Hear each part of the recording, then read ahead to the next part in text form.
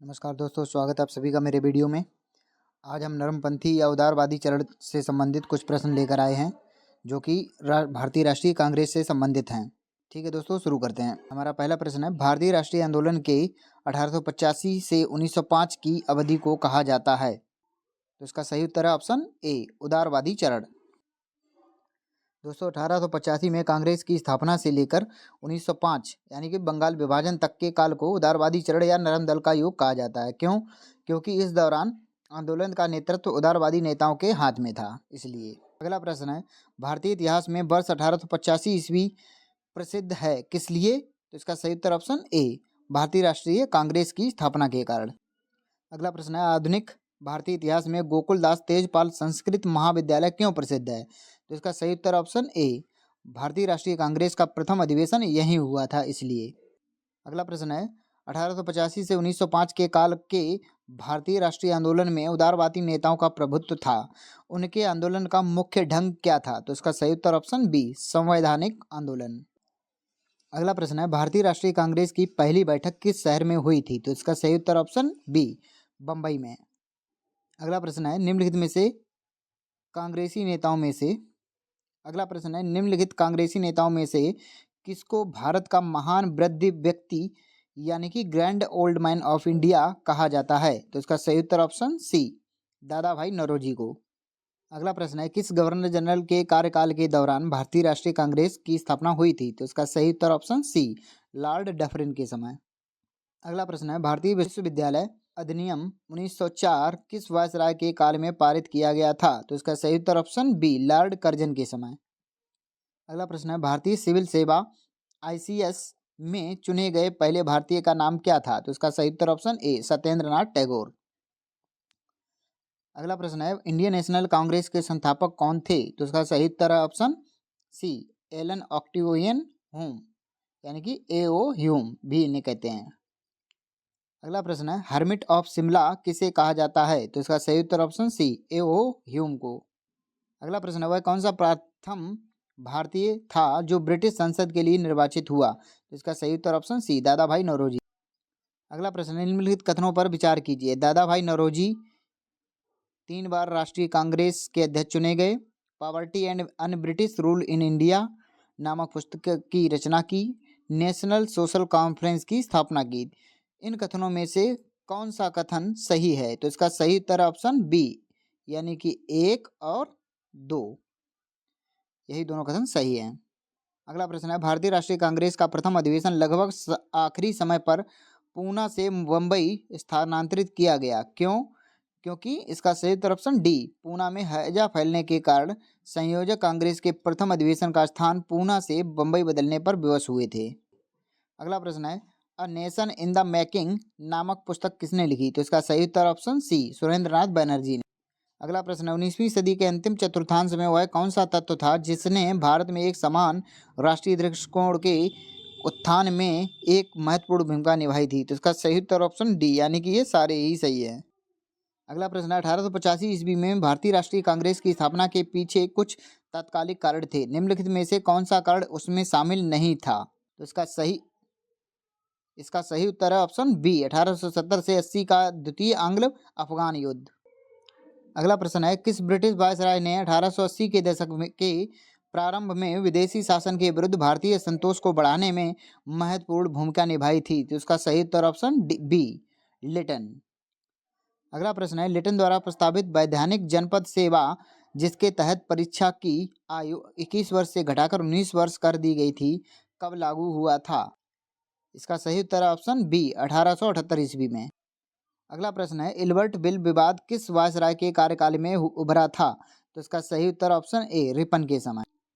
अगला प्रश्न है, भारतीय संघ यानी कि इंडियन एसोसिएशन के संस्थापक कौन थे? तो इसका सही उत्तर ऑप्शन डी, सुरेंद्र नाथ बनर्जी। अगला प्रश्न है, भारतीय राष्ट्रीय कांग्रेस की अध्यक्षता किसने की थी? तो इसका सही उत्तर ऑप्शन सी, दादा भाई नौरोजी ने। अगला प्रश्न है, भारतीय राष्ट्रीय कांग्रेस में निम्न में से किसको नरमदलीय नेता के तौर पर नहीं जाना जाता था? तो इसका सही उत्तर ऑप्शन ए, बाल गंगाधर तिलक को। अगला प्रश्न है, भारतीय राष्ट्रीय कांग्रेस की स्थापना की गई थी किस वर्ष में? तो इसका सही उत्तर ऑप्शन सी, 1885 ईस्वी। अगला प्रश्न है, निम्न में से कौन नरमपंथियों में नहीं थे? तो इसका सही उत्तर ऑप्शन बी, बाल गंगाधर तिलक। अगला प्रश्न है, भारतीय राष्ट्रीय कांग्रेस के संस्थापक थे? एक, असैनिक सेवक, ऑप्शन ए। अगला प्रश्न है, अधिकतर नरमपंथी नेता थे? तो इसका सही उत्तर ऑप्शन बी, शहरी क्षेत्रों से। अगला प्रश्न है, 1905 में बंगाल विभाजन किस वायसराय के समय हुआ था? तो इसका सही उत्तर ऑप्शन बी, लॉर्ड कर्जन के समय। अगला प्रश्न है, निम्नलिखित को उनके संगठन के आधार पर क्रमवार सजाइए। तो इसका सही उत्तर ऑप्शन डी। या अगला प्रश्न है, भारतीय राष्ट्रीय कांग्रेस का प्रथम मुस्लिम प्रेसिडेंट कौन था? तो इसका सही उत्तर ऑप्शन डी, बदरुद्दीन तैयब जी। अगला प्रश्न है, ब्रिटिश हाउस ऑफ कॉमन्स का चुनाव जिस प्रथम भारतीय ने लड़ा था वह थे? तो इसका सही उत्तर ऑप्शन ए, दादा भाई नौरोजी। अगला प्रश्न है, किसने कहा था कांग्रेस पतन के लिए लड़खड़ा रही है, मेरी सबसे बड़ी अभिलाषा जब तक मैं भारत में हूं कांग्रेस की शांतिपूर्ण समाप्ति में सहयोग करना है? तो इसका सही उत्तर ऑप्शन बी, लॉर्ड कर्जन ने कहा था ये। अगला प्रश्न है, भारतीय राष्ट्रीय कांग्रेस के 1905 के बनारस अधिवेशन के अध्यक्ष कौन थे? तो इसका सही उत्तर ऑप्शन सी, गोपाल कृष्ण गोखले। अगला प्रश्न है, निम्नलिखित में से कौन भारतीय राष्ट्रीय कांग्रेस के स्थापना अधिवेशन में उपस्थित नहीं थे? तो इसका सही उत्तर ऑप्शन डी, सुरेंद्र नाथ बनर्जी। अगला प्रश्न है, भारतीय राष्ट्रीय कांग्रेस के पहले अध्यक्ष कौन थे? तो इसका सही उत्तर ऑप्शन बी, डब्ल्यू.सी. बनर्जी। अगला प्रश्न है, भारत के पहले लोक संघ लैंड होल्डर्स सोसाइटी की स्थापना कब हुई थी? तो इसका सही उत्तर ऑप्शन डी, 1838 ईस्वी में। लैंड होल्डर सोसाइटी की स्थापना किसके कल्याण के लिए की गई थी? तो इसका सही उत्तर ऑप्शन ए, जमींदार के लिए। अगला प्रश्न है, दादा भाई नौरोजी ने 1866 ईस्वी में ईस्ट इंडिया एसोसिएशन की स्थापना कहाँ की थी? तो इसका सही उत्तर ऑप्शन ए, लंदन में। अगला प्रश्न है, 1870 ईस्वी में पूना सार्वजनिक सभा की स्थापना किसने की थी? तो इसका सही उत्तर ऑप्शन बी, महादेव गोविंद रानाडे ने।